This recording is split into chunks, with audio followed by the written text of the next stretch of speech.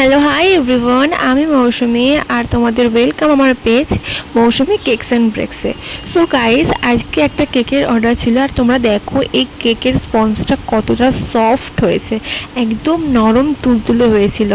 So guys, আজকে একটা বোন আমাকে একটা কেক অর্ডার দিয়েছিল, হাফ পাউন্ডের কেক ছিল, স্ট্রবেরি কেক, আর থিমটা ছিল জিমের উপর।